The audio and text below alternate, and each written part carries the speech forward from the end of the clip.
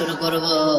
In the mean time আমার চাচাতো বোন আমারে বলে, ও আমার চাচাতো ভাই, আমারে তুই আমার সতীত্ব তুই নষ্ট করে দিস না, ইত্তাকিল্লাহ, আমার সম্ভ্রম তুই শেষ করে দিস না, ইত্তাকিল্লাহ, আল্লাহরে ভয় কর। আল্লাহ, ওই মুহূর্তে ফিরে আসা কঠিন কঠিন, কিন্তু ইত্তাকিল্লাহ, আল্লাহরে ভয় করে। এই শব্দটা যখন শুনলাম আমার ভিতরটা কেঁপে উঠেছে।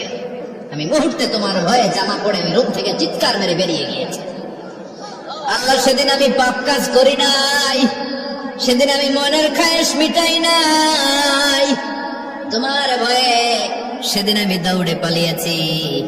ওই দিনের ইবাদতটা আমলটা যদি তোমার কাছে ভালো লেগে থাকে, ফাফাররিজ আন্না ফিমা নাহনু ফি, আজকে যে বিপদে আছি তুমি বাঁচাও। বলার সাথে সাথে 2/3 2/3 পাথরের খণ্ডটা আরো ডান দিকে সরে যাও। সুবহানাল্লাহ পড়েন।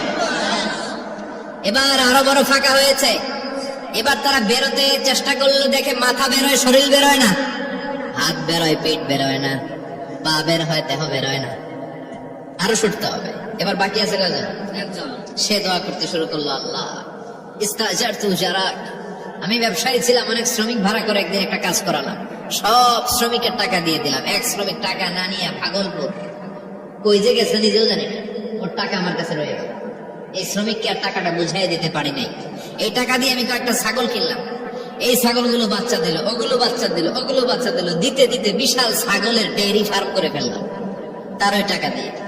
1 যুগ 12 বছর পরে সে এসে বলে, আমার টাকা ফিরায় নাও।